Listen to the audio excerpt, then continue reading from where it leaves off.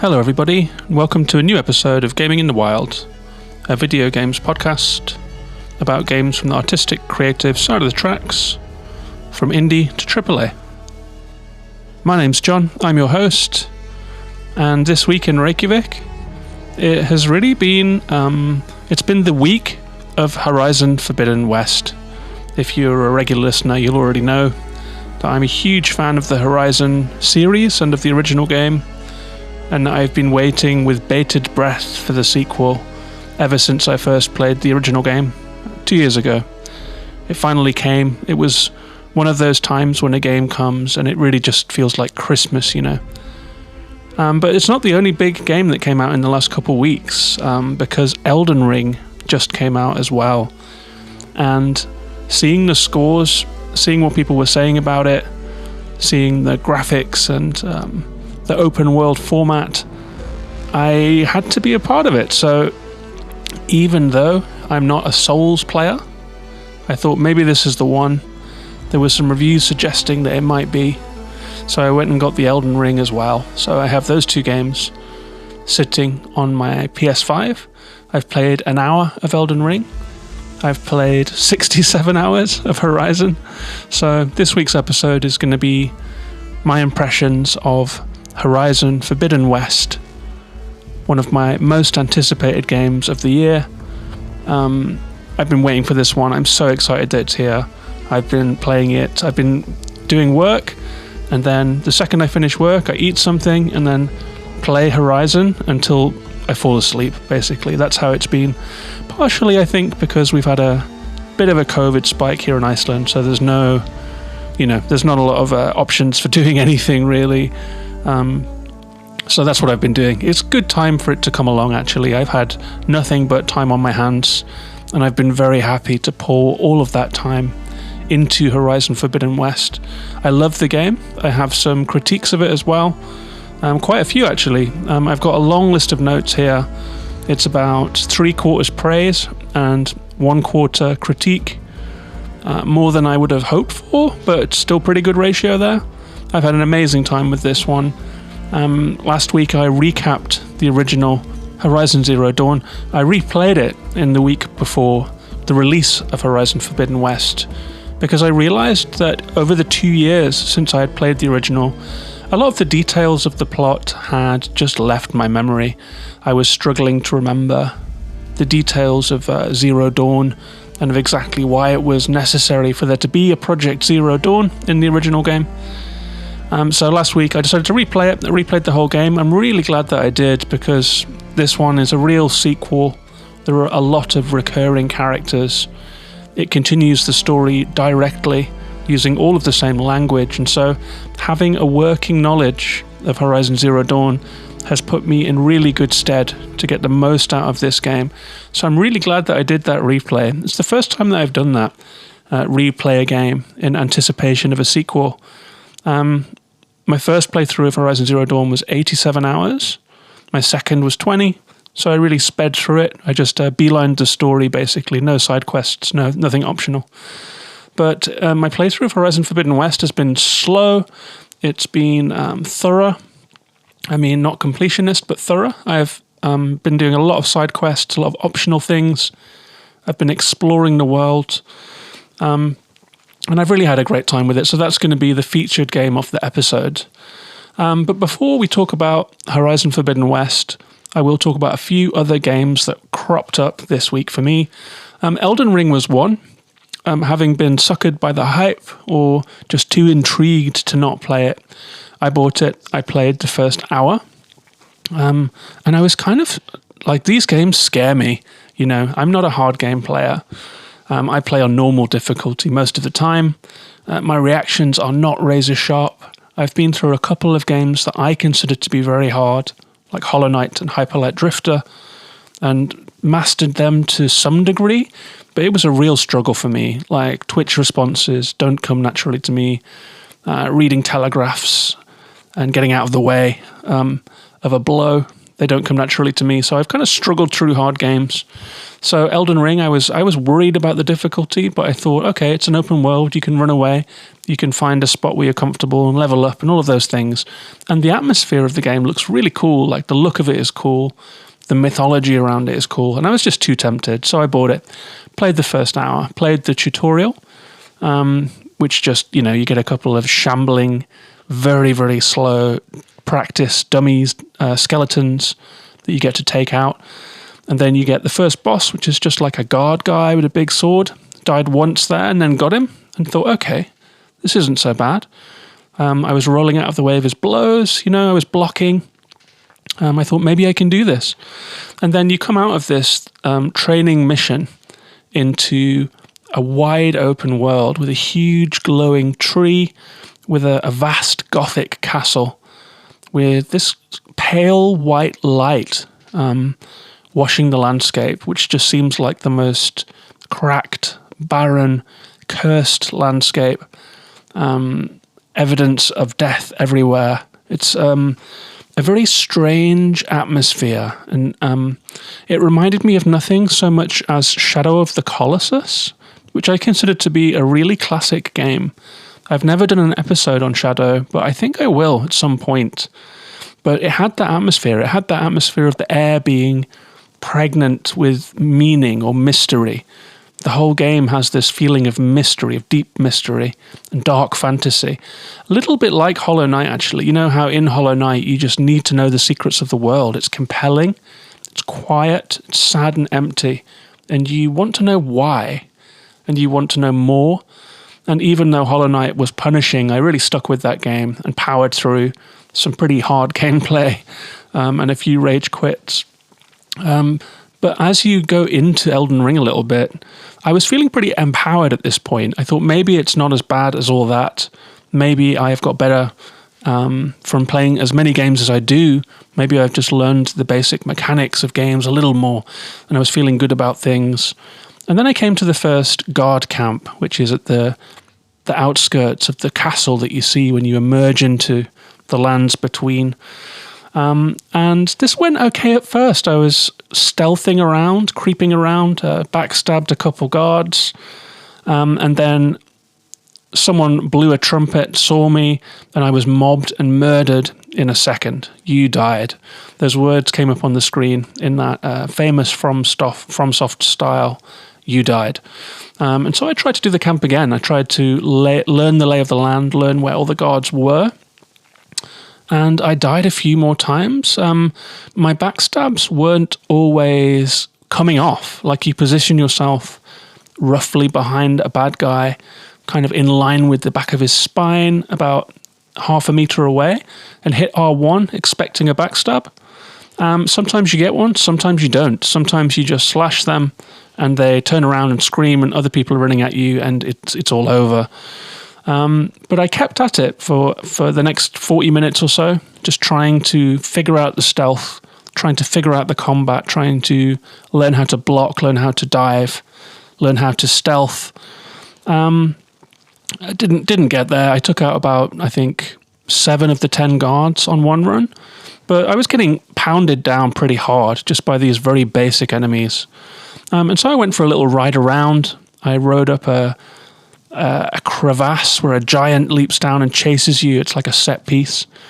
I got my horse and went up onto some high cliffs where I was murdered by a variety of monsters. You can hit things when you're on horseback in Elden Ring. So I was running around trying to get this pack of wolves. Wolves are like the very basic swarm enemies. There'll be 3 or 4 of them. They just dot the landscape. It's a little pride of wolves. They're pretty easy. You hit them twice and they die. So I was just practicing on the wolves, and then like an alpha wolf came out and I couldn't land a blow on it. I was riding around it in circles trying to flail my sword in its direction. It jumped up and killed me. And I just calmly closed the game and said, yeah, okay, that's Elden Ring. Really punishing, really hard, brutally difficult. It just murders you at every opportunity. That is the name of the game with Elden Ring. Not my kind of thing, not my cup of tea, but the atmosphere is there. The aesthetic is cool. I'm intrigued by the the critical response. I want to get to the bottom of what people love about this game, but it's gone firmly onto the back burner for me. I remember games like this in the past where you just have to grit your teeth, settle in, and learn the game. Hollow Knight was a little bit like that. Some of the boss fights, you just have to learn the game. And there's a tilting point in these games, I think, where you're being murdered and you just can't see a way through.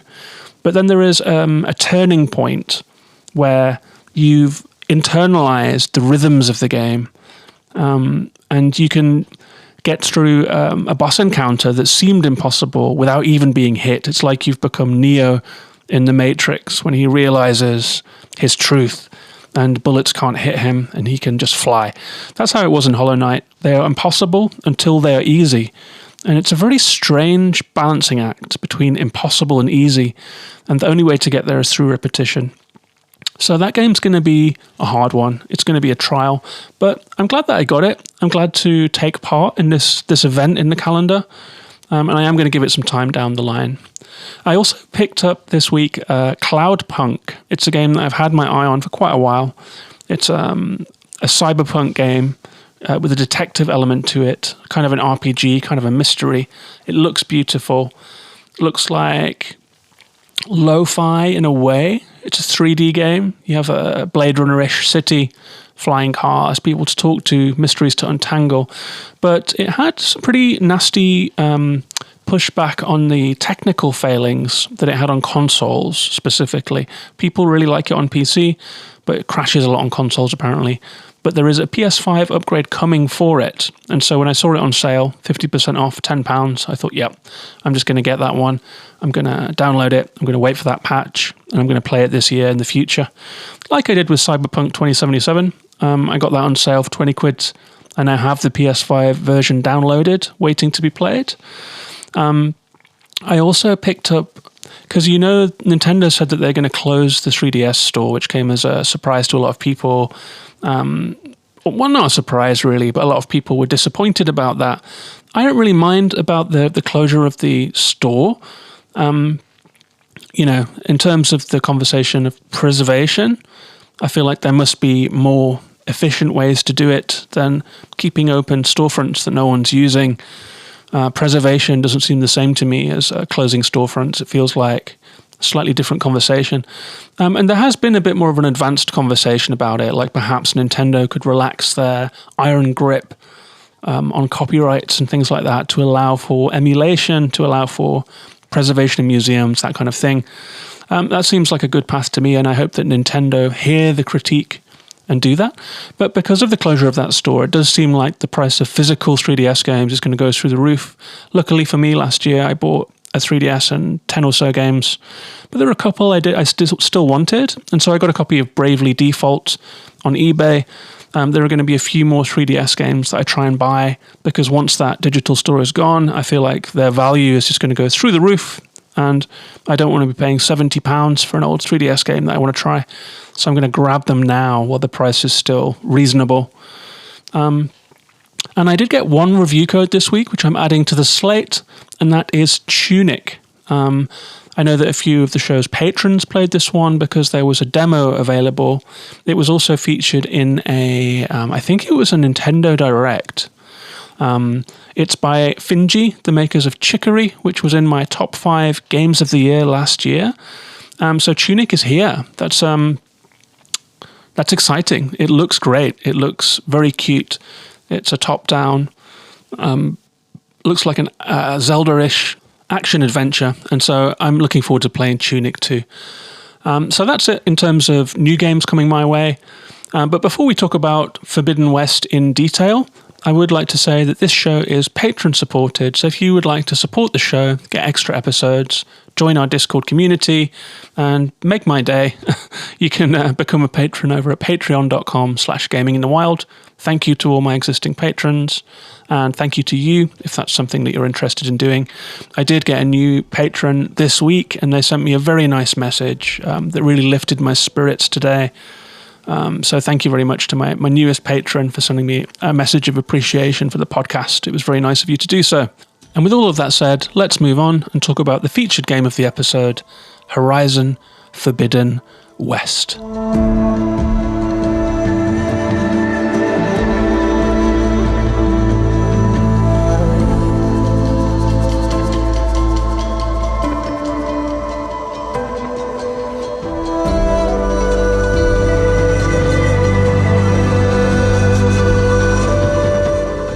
So Horizon Forbidden West is a 2021 game, of course. It is by Guerrilla.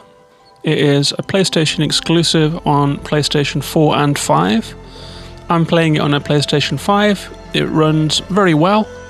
There is a little bit of open world jank, I guess you could call it, of things just, when there's so many moving pieces in an open world, I've never played one that doesn't have some strangeness going on with things disappearing or misbehaving. A little bit of that in Horizon Forbidden West, but really nothing out of the ordinary. A little bit of pop-in, etc. It is what it is. It's open world games on consoles. But for the most part, it runs very well. I've been very pleased with it. I understand that the PS4 version also runs perfectly well. So if you do have a PS4 and there is no PS5 in your future, you're probably safe to play this one. I would say that it is a direct sequel to Horizon Zero Dawn. So if you are yet to play that game, this is not the place to start with the series. I would play the first game first and then move on to this one if you can. The original game is often on sale now for not much money at all, and it is a real classic of the open world genre, in my opinion. And this one just moves that game on, moves the story on, the fascinating story. It ups the ante in every department, graphically, sonically, in terms of characterization, facial animation. It really picks up the baton of the old game. It starts just a few weeks after the events of the first game. And I'm going to talk a little bit about the story. I think that will necessitate some spoilers for the first game, as it is such a direct sequel. So be warned that if you haven't played Horizon Zero Dawn, I will be talking about some of the story concepts that would be characterized as reveals in the first game. And so you might want to come back after you've played that first game and listen to this one. But there won't be any spoilers in this one for big plot developments in Horizon Forbidden West. I may talk about some of the gameplay innovations. I will talk about some of the gameplay innovations.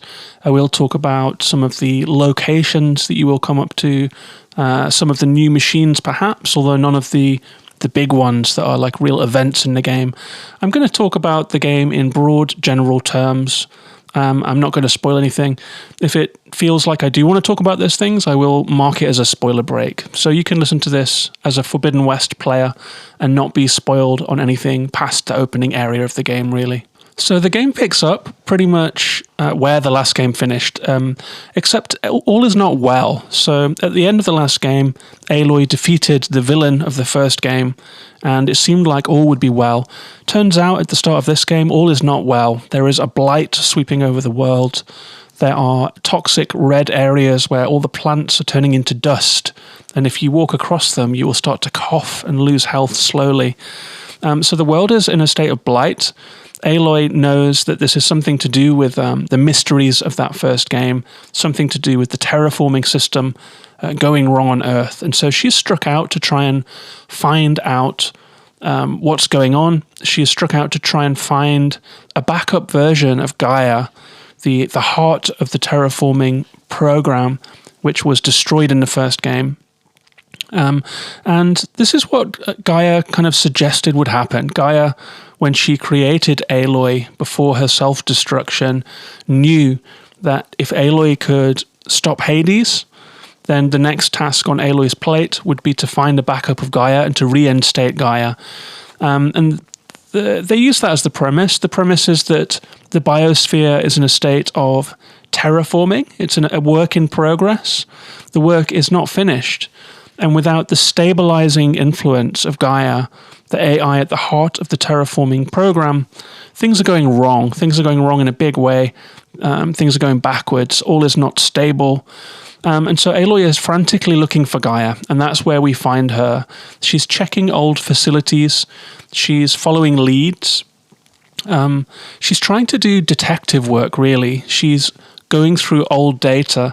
She's trying to find places where backups of a program like Zero Dawn might have been kept. And these are large data centers in a smashed world that are now just empty, broken, rusted husks of buildings from 1,000 years ago in the distant past, dripping basements, old factory-sized server rooms, that kind of thing. And Aloy has been doing this for a while. And when we start the game, she's going to investigate one such facility. And this opening area, it's corridor-like, so it's not open world yet. It's not actually in the rest of the game. You can't come back here. It's just an intro. It's a story intro. And it turns out that the facility that you're going to look at is part of the space program. It's a private space company, a little bit like SpaceX. It was mentioned in the first game. There was an effort to leave the Earth. It was said to have been unsuccessful in the first game. We just hear about it in memos. And here Aloy is. She comes to a launch site. You can see a giant space shuttle in the distance with all of the scaffolds around it, holding it up. And Aloy has to get into the data center to find out if there is a backup of Gaia there. And it introduces you to some of the basics of the game, to stealth, to hiding in red reeds, much like the first game. All of the systems of the first game are in this game too. Many of them have been fleshed out or refined in interesting ways. But if you have played Horizon Zero Dawn, you will feel right at home in this game. I would say the first thing I noticed that was different was the focus. In the first game, you click R3 to turn on the focus. This allows you to see digital information. It allows you to scan the environment. But in this game, you hold down R3 to use the focus. You tap R3 to do a pulse. And that allows you to be running and to pulse the environment and to see anything relevant around you, things that you can interact with, wildlife, switches, things like that. Anything you can interact with will be shown if you pulse the focus. And this is a great addition because the focus puts you into slow motion. You can only walk, and the camera zooms in really tightly to Aloy's eye line, so it's not so much third person. You can just see a little bit of Aloy. You're looking in her line of sight. And so being able to pulse the environment felt really good. I also right off the bat noticed that Aloy felt good to use. Her jump is higher. She runs faster. She feels a little more nimble. If you come into contact with like a waist height obstacle, like a boulder or a small fence or a step, Aloy will now just vault onto it or vault over it, much like Cassandra in Assassin's Creed Odyssey.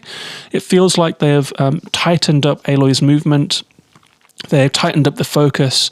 It feels good in this opening section to run around and be Aloy. And it was great to be Aloy again and to be back in this world. I was so excited at the start of the game, honestly. I was overjoyed to be back in the Horizon world. The other thing that I noticed was the look of this game. And I think that that's where I'm going to start talking about the game, the graphics. Because this is probably the best looking game I have ever seen. I don't say that lightly. I'm a huge open world fan. I'm a huge fan of depictions of nature, and this one just hits it out of the park in a way that I've never seen before. It's just beautiful. The water is transparent and distorts what is beneath it, catches the light, gleams. It seems to roll over the topography underneath it. It seems like it's catching the shape of rocks on the bottom, just the way it does in real life. The way that the wind moves the trees is incredible. The clouds in the sky and the way that the sunlight diffuses through them, catches the sides of leaves and bushes that cast shadows. The way that the trees and the foliage are just so lush and so alive. You can really feel the console generation leap here. They've done an amazing job, just as they did in Horizon Zero Dawn. It's not just the horsepower, though. It's just a very beautifully designed world. The artwork is immaculate. This is an eye-poppingly beautiful game. A real pleasure to look at. Just gorgeous.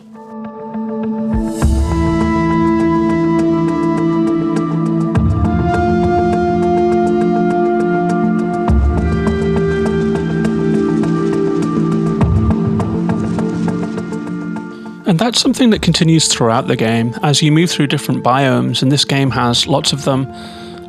You'll notice so many details in this world. The weather system is amazing. There is rain, there is sandstorms, there's brutal weather.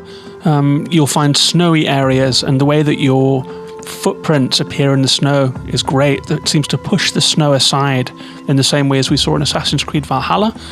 If you're in a sandy area, the wind will blow these arcs of sand. It seems to push the sand around on the ground.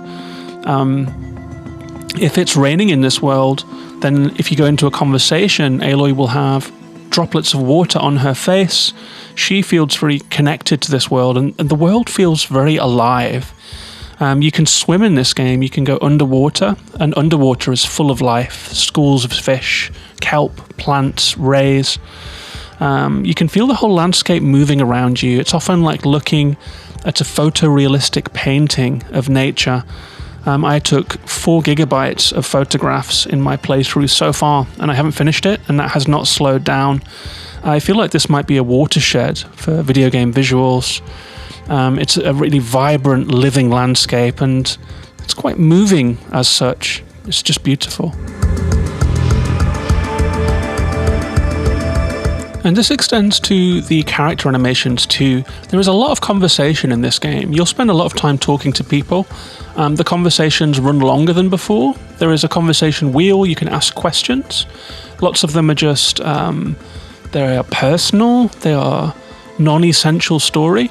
There is one option that has an icon that will allow you to leave the conversation and to get the essential info you need to continue. But there's an awful lot of context. You can ask people about their tribes, you can ask them about their family and background. There's a lot of writing in this game. And so if you're going to spend so much time in conversation, the conversation has to be good and it has to be fun. It is quite passive. You sit back and watch. And so the fact that they have zoomed out the camera a little from the first game, which had quite a tight facial crop in the conversation camera, now you can see people's entire bodies sometimes. You can see their torsos. It's zoomed out. You can see them gesturing with their hands and arms. So they are much more expressive. It feels more like watching a real conversation or watching a real person. And that's in the camera work, that's in the motion capture. It's also in how people look. I haven't seen people look better in a video game. You know how when it comes in a cutscene, the mouths don't quite move right, the people look a little stiff and wooden. In this video game, they don't. They look real. And I've been studying people's faces to try and figure out what they did differently this time.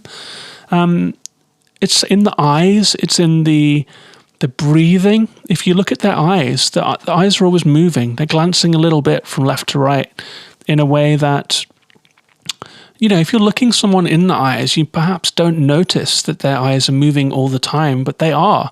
They're not just looking dead-eyed and straightforward. They are active and animated. They make gestures. They pull faces. They make micro expressions. The eyes are always moving.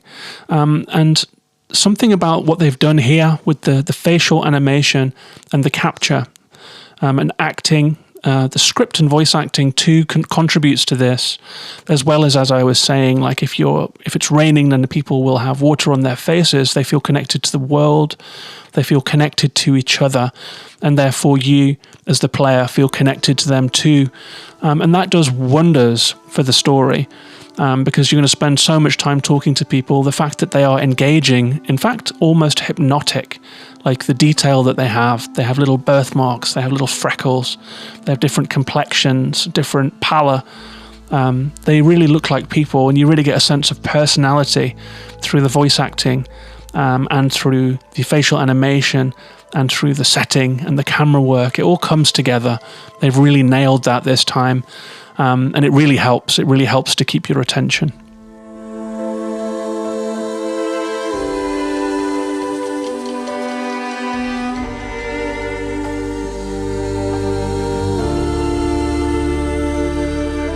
And this seems like a good time to start talking about the characters. There are returning characters in this game.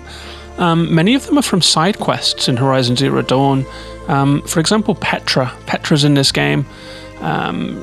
Talani is in this game, I believe is her name, like your friend from the hunting lodge. Erland is in this game, the Oseram guy. The Sun King, Avad, makes a brief appearance. There are lots of returning characters. Val, your pal from your Nora homeland, who you encountered in the first game. All of these people that you had to bring together in the first game, they want to stick with Aloy. And so they recur in this game. And you'll spend a lot of time talking to them. They will come in and out of the story at different times. But something that really works in this game, another thing that they've really improved on in this game, is the tribal storyline. If you listened to last week's Horizon Zero Dawn recap, you'll remember that for me it was all about the sci-fi, and I was really not interested in the tribal storylines. I wasn't very interested in the Karja and the Shadow Karja and the Oseram. And the Banuk. The Banuk were the most interesting, but really I wasn't in it for the tribes. I was in it for the history. I was in it for the end of the world. I was in it for the mystery of the machines and of Aloy's identity, Aloy's character journey. And they've really turned that around in this game. This time, the tribes come to the forefront because they are fascinating. Like I said about the facial and character animations, they've just brought out the very best in the tribal storylines.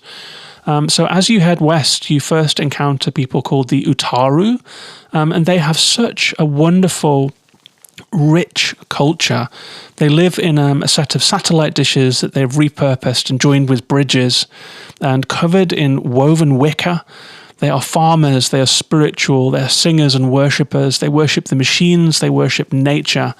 They have some Buddhist cycle of life stuff going on. There are so many wonderful details. Each Utaru carries a seed pouch on their heart, and you can see it in their outfit. And when they die, those seeds are planted, and the seeds that are in there are taken from plants that their parents planted. So it's a circle of life. They carry these seeds close to their heart. It's just beautiful. And that's reflected in their settlement. It's so colourful. It's full of life. There are children running around everywhere. There was one point where I ran past some kids hearing a story, and I literally just sat Aloy down and listened to the whole story. And it was a myth. It was a myth about trying to decipher where life begins and where it ends. It's a story about someone who went looking and then realized that it never really does begin and end. It's an ongoing cycle and journey. Little details like that, just incredible. And also the Oseram are featured in this game. There is a training area in this game after you've done that first space shuttle segment called the Daunt. And this is the very western edge of the Karja Kingdom. It wasn't in the first game, so it's a new area. And that's where the game really starts. It's a valley that takes about 4 or 5 hours to complete. There is an Oseram tribe there. And the Oseram village is also incredibly well fleshed out, much more so than anything we saw in the first game. There is a bar, a huge bar. There is industrial activity. There are factories and workers' quarters. There's a lot of conversation. There's a labor dispute going on when you get there. And you can believe in the Oseram. You can understand the Oseram. The tribe is much more engaging. You can speak to literally everyone, and everyone has one line of dialogue for you. So there's not like the problem of Assassin's Creed when there are hundreds of people in a town, but only 2 that you can talk to. It just feels like you're in an amusement park rather than a world. And here in Horizon, it feels like a world. It feels like these cultures are real. It feels like they are thought out. It feels like their beliefs, their creeds is visible in how they dress, how they speak, what they decide to say. They are very believable. Something that I really love is that different tribes have different aphorisms and similes. The way that they speak is wonderful. Like the Utaku will say things like, "She's as stubborn as weeds," that one. Because they always talk about plants. They think about plants. They're farmers, so stubborn as weeds. It's like a saying. And there was another one that caught my attention where someone said, "She already thinks that I'm a thorn in the thicket." And so they have these beautiful aphorisms, and it's the same with the Oseram. They say things like, "She's bright, that one. She's like a spark from the forge." And they're always talking about industrial terms. All of their sayings come from industry, and they come from hammerwork, and they come from their culture.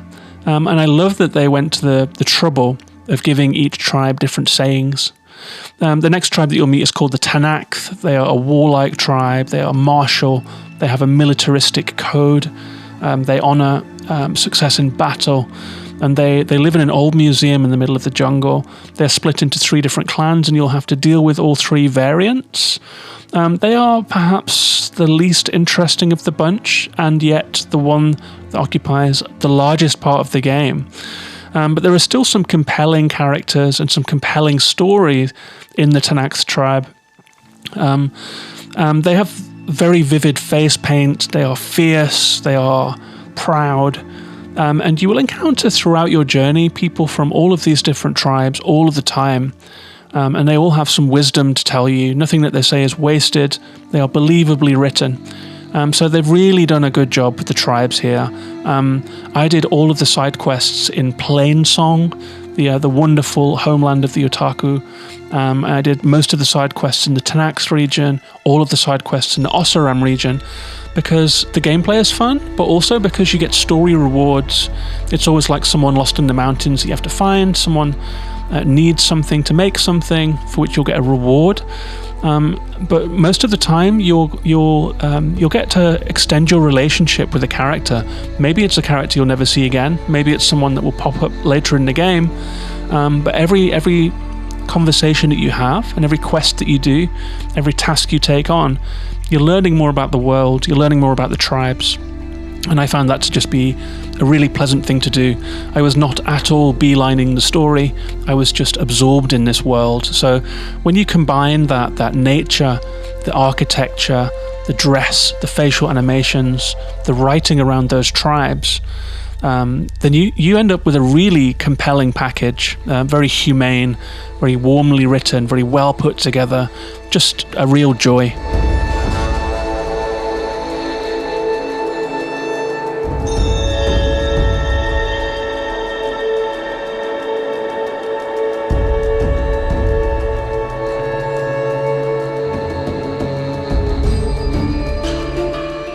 And the gameplay has had a refresh too. The traversal was one of the weaker aspects of Horizon Zero Dawn. It was clunky. There was no climbing. You would have to jump into stuff. There's lots of invisible walls. And whilst it was fine if you were on the beaten path or running through forests, as soon as it got to vertical surfaces or things that were in your way or rough terrain, it became very, very clunky, unfortunately. Still a wonderful game, still a classic, but that's a big problem with it. And they've done some stuff to address it here. There are some new traversal mechanics. There is, of course, the same as in the first game. There's a fast run, crouch, creep, sliding into stealth, rope sliding down descenders, and rappelling down from great heights. But the improvements that they've made are catching ledges. So if you jump into something and it hits Aloy at about waist height, she'll grab it and she'll jump up onto it. She'll vault onto it. Again, it's very familiar if you've played the latter-day Assassin's Creed games. There is also a shield wing. This one's pulled from Zelda. It's a glider made out of blue light. And when you jump, you can fire up the shield wing and float down to ground from great heights. This is just brilliant. It allows you panoramic views. It allows you ease of traversal. When you get up somewhere high, you get to control your way down. It's not just that rappel animation. So that's a real good addition to the game. It's so beautiful to look at when you shield wing your way down from a great height. I've got tens of screenshots. And it works really well. It makes a really cool buzzing sound, a really cool electronic sound. There is also the pull caster. This is a rope with a hook on it. It's a hook shot. And you can use it in several ways. You can connect to certain points in the environment, like if there is a metal hook sticking out of the wall that's blue, you can rope cast it and Aloy can pull down old walls. You can also tug things towards you if they have this kind of blue cross pattern on them. It's a visual cue that runs through all the pull caster things as that they are blue if you can pull them. And you can pick up chests that are on high shelves and pull them down to you. So that's a nice little way to use your pull caster to get more secrets. You can also grapple with it. There are certain grapple points. When one is in range, a little icon will appear on the screen, so you know that if you press X and then X again, Aloy will jump and then she will grapple and pull herself up. So that helps a lot. The swimming is very well implemented also. There wasn't really swimming in the first game, at least not much of it, not underwater. And now you can dive underwater, down into caves. You don't start off with any equipment for that, but it's not too much of a spoiler to say that you will get breathing apparatus at some point, so you can really go down into the depths of the water. So this game's a lot more vertical. It has the shield wing, it has the pull caster, it has the swimming, so it goes up to mountaintops and down to ocean floors, which just adds a lot of verticality to the world, adds a lot of depth and difference to the world. There are some negatives there. They have instituted a new climbing system. It's not good. It's bad, unfortunately, but I'm going to keep this the positive section. I'm going to run through my criticisms at the end, as I usually do. And keeping it positive for now, the combat is amazing. You know, the combat in Horizon Zero Dawn has always been amazing. You can use your focus to scan machines. You can see their weak points that will be illuminated in the real world through augmented reality. Things that you can take off them, things that you can hit off, are highlighted yellow.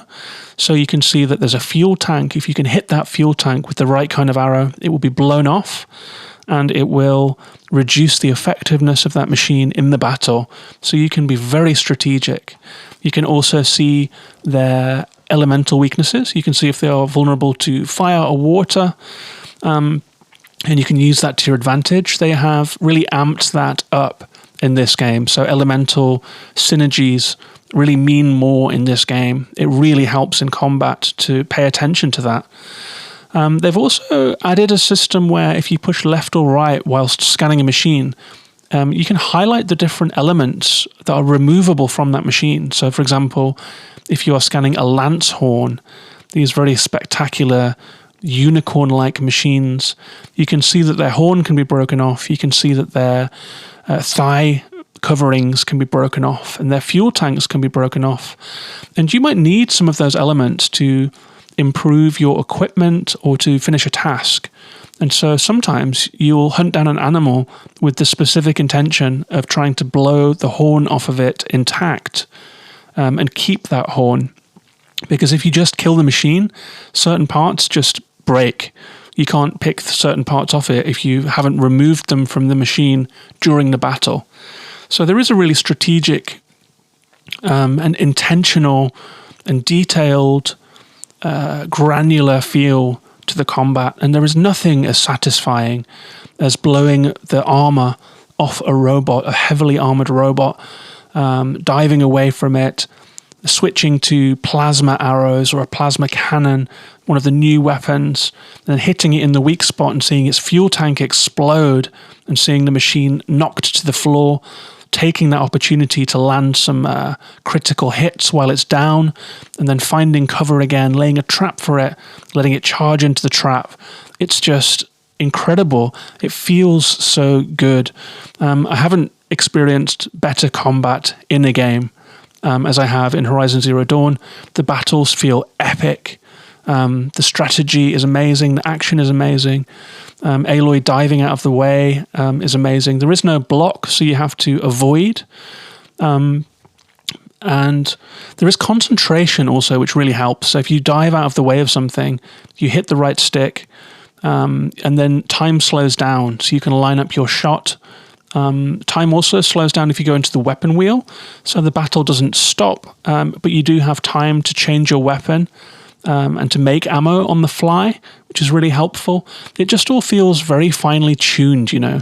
It's like in Forza 5 when you get like a beautifully tuned McLaren road car and suddenly you're just killing every race. It's just so nice. It's such a nice feeling. And combat in Horizon Zero Dawn, in Horizon Forbidden West rather, is it's like that. It's like the McLaren well-tuned car just hitting the road, speeding, beautifully put together, slick combat. It's just a joy. It really is. And combat isn't something that I usually go to in games. I will do it if I have to, but I'm usually there for the story. I'm there for the experience. But the combat in this game really is part of the experience. It's just a joy. It really is. And it has been extended. There are now some new elements. There is acid, which eats the armor of machines if you can top up the acid until they blow out. If you can build it up, rather. There is adhesive. If you build up enough adhesive, it will gum up the machine so it's slow. There is berserk arrows, which will drive machines nuts and make them attack the nearest machine. And there is also a more complex layers to that. So if you can berserk 5 small machines, there is another kind of berserk arrow. And if you hit a big machine with that, all of the small machines will attack the big machine, which is just incredible. It adds another layer of strategy to this already very strategic combat. They've really rebalanced the weapons too. There are lots of bow variations. The Rattler from Horizon Zero Dawn is gone. It's been replaced with a spike thrower, which is a really super powerful machine cannon that throws spikes. But it's very heavy and you have to move slowly. It takes forever to reload. So there's, it's balanced. You can't just use it all the time. You can't use it against a nimble foe, or if you do, you have to be very careful. My favorite new weapon is a javelin, and it has a drill on the end of it. And if you throw it into a machine, it will burrow into that machine. It will break through the armor. It will go into the innards, and it will do damage over time. And you can hear it scream. You can hear the metal screaming as it goes through. So if sometimes I'll come up against a big machine, I'll just throw a bunch of those before, with my concentration on in slow motion, before it's really coming at me. And it's got 4 different javelins sticking out of it, all screeching away at its armor, and the armor just blows off. It's losing so much health. Then hit it with elemental, and by the time it's coming for you, it's already half dead. It's just wonderful. There is also a new skill tree. It's been heavily refreshed. It now has warrior, trapper, hunter, infiltrator, and machinist skill trees. You can get different weapon abilities. You can get stat boosts. You get XP all the time. You get skill points when you level up. You get skill points from completing missions. When you undertake a mission, you can see how many skill points you'll get. You can see if there is a weapon reward.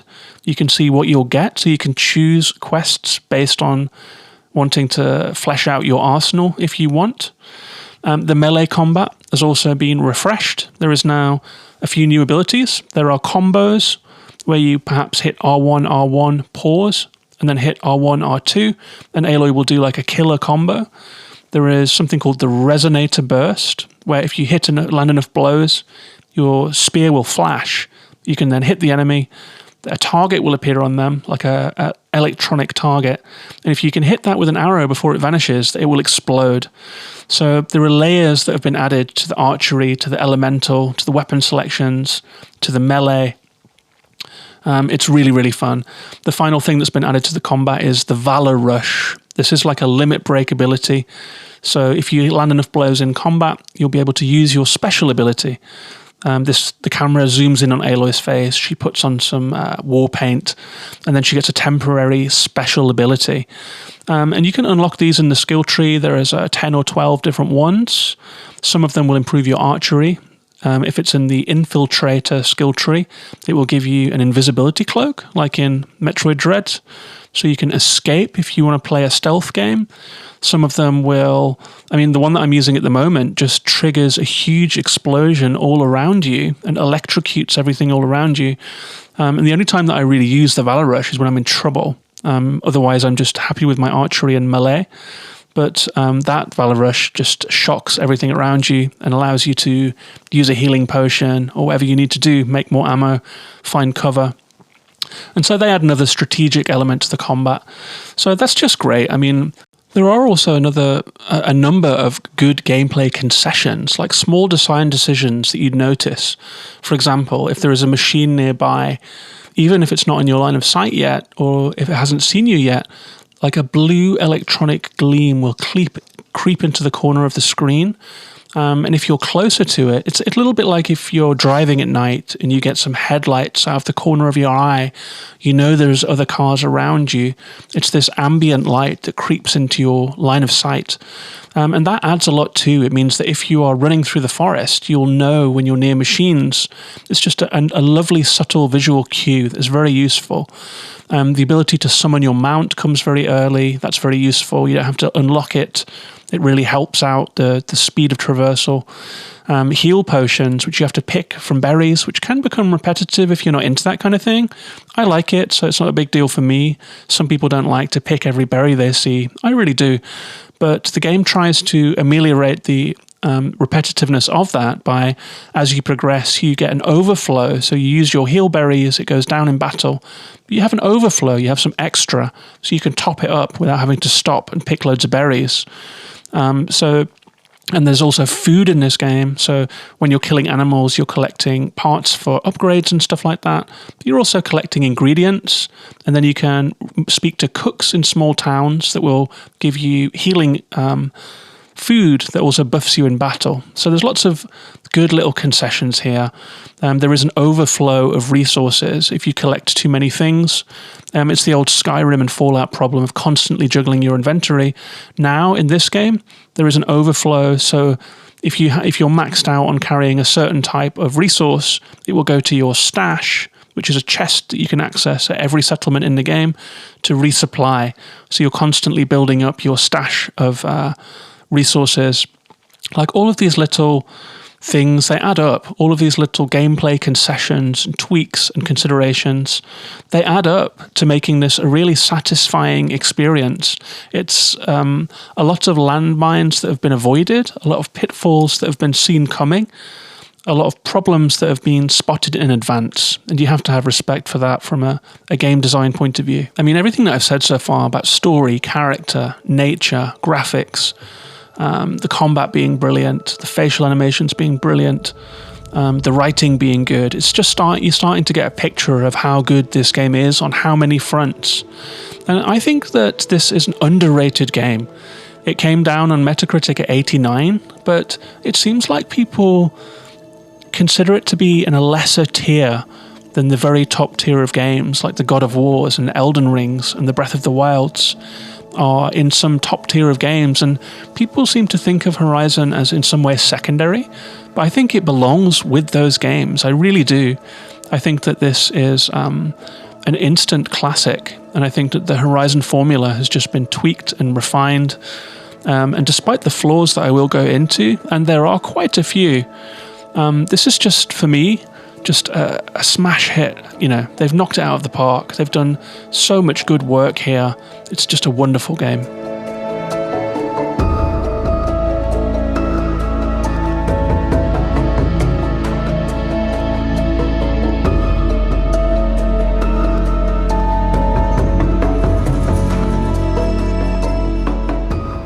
There is more new gameplay stuff too. There are new collectibles. There are black boxes now. You find crashed planes, and when you find the black box, you will hear the final message from that plane, which gives you some old world context. Planes dropping out of the sky when the Pharaoh plague was sweeping across the land.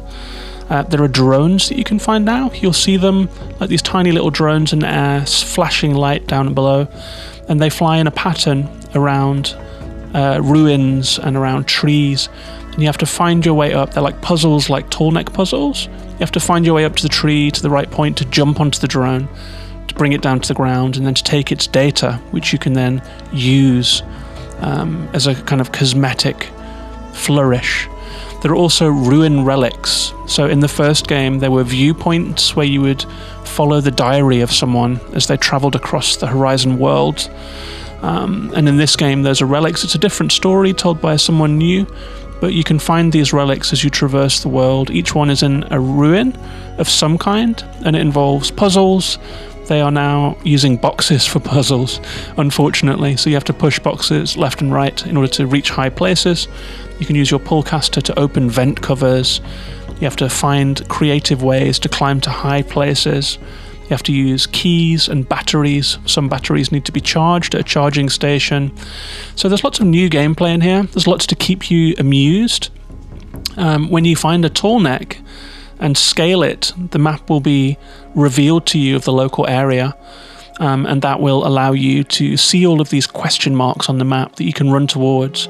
And you're never sure what they're going to be. It could be a ruin relic, it could be a bandit camp, it could be drones, it could be a black box, it could be a vista point, it could be all kinds of things. So there's plenty of gameplay here.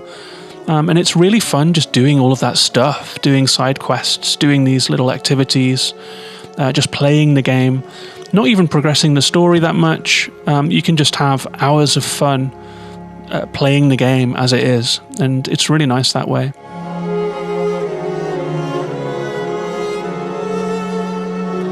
But it's not all good in Horizon Forbidden West. There are some design decisions that I find baffling, some problems that are known problems from the first game that have not been addressed or addressed badly. But I don't like to bang on for ages in a game this good about the things that are wrong with it. It doesn't feel constructive to me.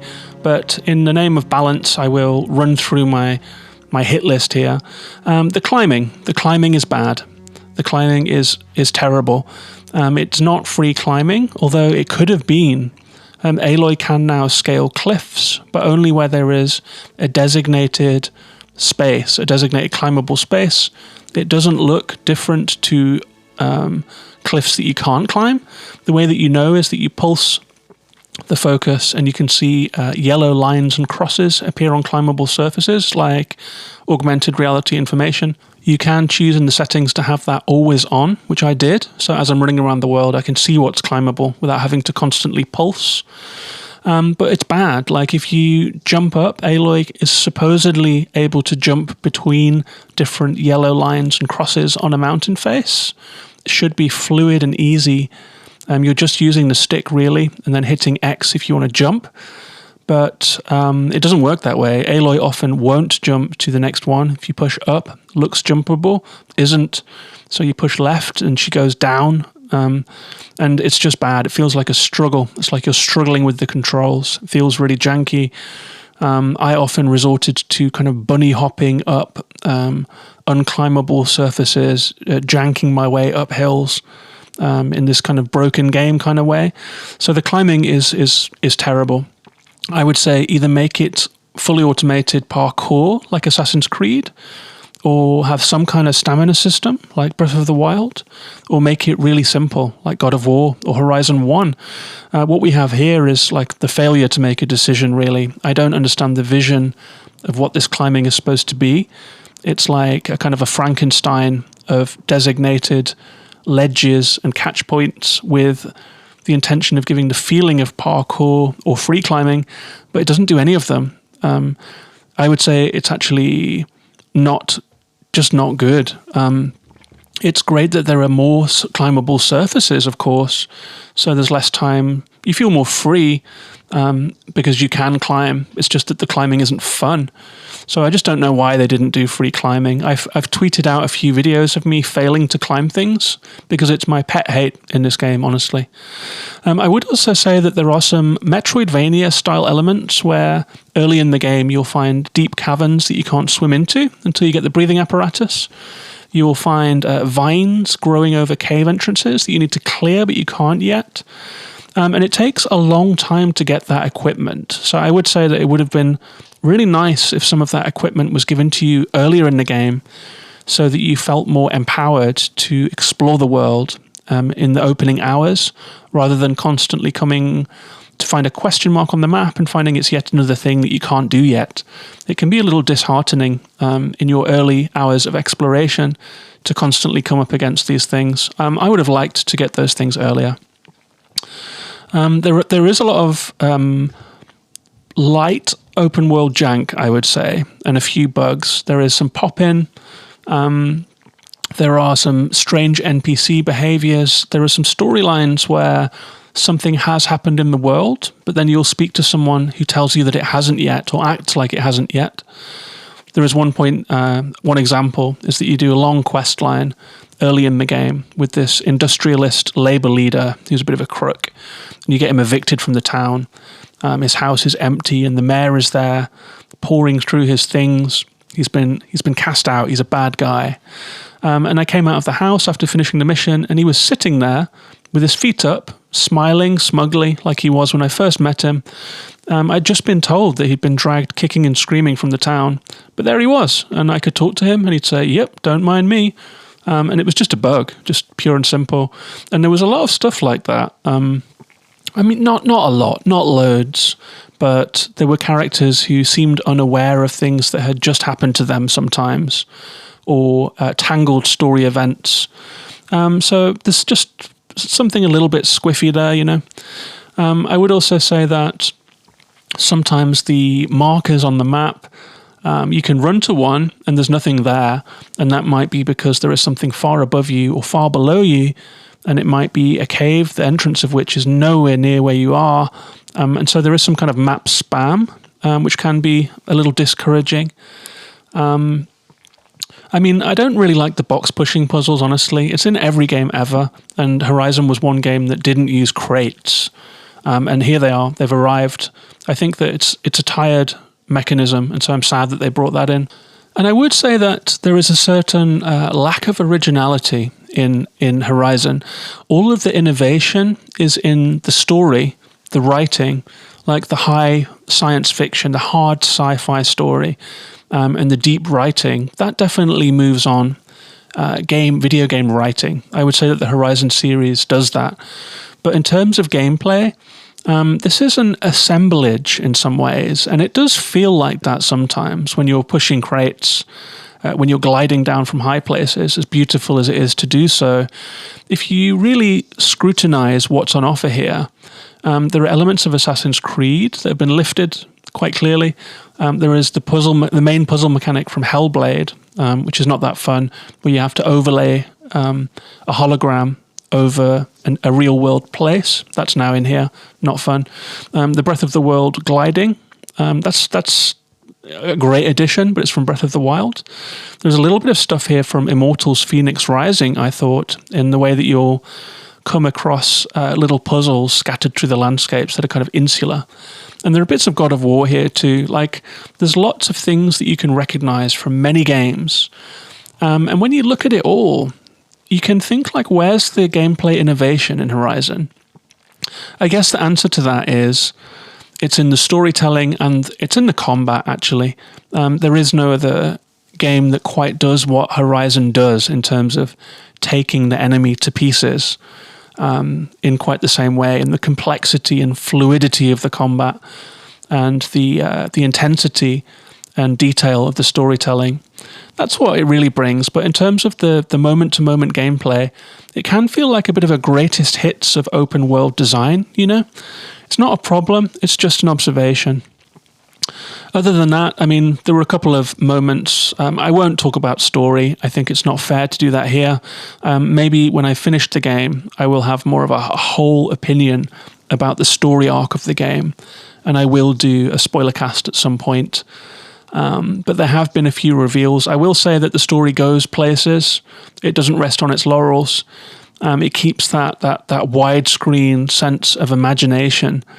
Some of the reveals in the first game felt really big. You know, you felt like you were really discovering this vast history with shocking consequences of decisions made in the distant past. And I was wondering how they could mirror that, because we know Aloy's secret, her origin. We know the secrets of why the world is the way it is. So the big mystery is kind of gone. But they do an amazing job of introducing some kind of wild new elements that I really wasn't expecting to happen. Some stuff that really came out of left field. And they do keep that story going. There is more Elizabeth Sobek. There is more Ted Faro. We discover that they did in fact spend a lot of time in the Midwest and in the West Coast, in San Francisco, the ultimate destination, the westernmost point of the game. They spent a lot of time there because it was a tech area, you know. So they are still in the game, they're still present, and the story goes to really good places. I'm still working my way through it. I think I'm about 2/3 of the way through the game.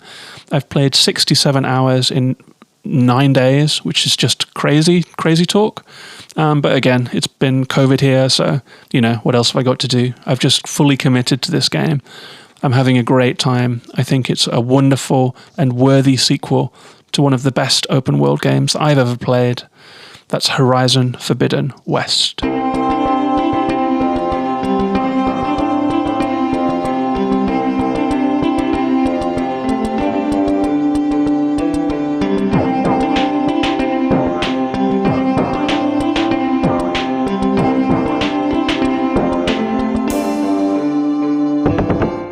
So that's our episode. I hope you enjoyed it. It's a long one. I went long. I had a lot of things to say about Horizon Forbidden West, and I really feel like I'm still just scratching the surface. I would love to tell you guys more about the story, but honestly, I just don't want to spoil it for anyone. I think after the first area, when Aloy heads west to try and track down that backup of Gaia, everything's a spoiler, really. I told you about some of the cultures. There are a lot of new monsters that I didn't tell you because... new machines, rather, because they are revelatory. Cauldrons are still in this game, but they've reinvented them. There's a lot more I could have said. I'm not finished talking about this game. I'm not even finished playing it, but I do feel very passionate about this game. I think it's wonderful. I hope that it doesn't get overshadowed by the hype around Elden Ring. For all of the people bouncing off Elden Ring, I would say just play this game. It's a much more friendly game. It's a much more welcoming game. And so if you're struggling with Elden Ring, or if it's not your kind of thing, then Horizon really will be. It's just a classic action adventure. I found the difficulty to be very manageable on normal. It's ramping up a little bit as we're getting further into the game, but story missions they're manageable. Such a good game. But that's been an hour about Horizon Forbidden West, and so I'm going to leave the rest for another day.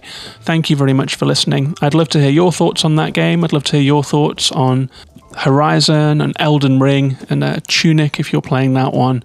Anything else you're playing, you can find me on Twitter at Gaming in the Wild, also on Instagram, Facebook and YouTube. I stream sometimes on Twitch, not very often, but I do sometimes when the mood takes me. I'd love to hear from you. You can also support the show on Patreon at patreon.com/gaminginthewild. That's it from me this week. I'll be back next week with another episode. Not sure exactly what I'll be talking about. Maybe I will have finished Horizon and I'll do that spoiler cast. Maybe I'll have a guest or talk about something else. I hope you'll join me then. Thanks again for listening. Take care of yourselves and each other. Bye-bye for now.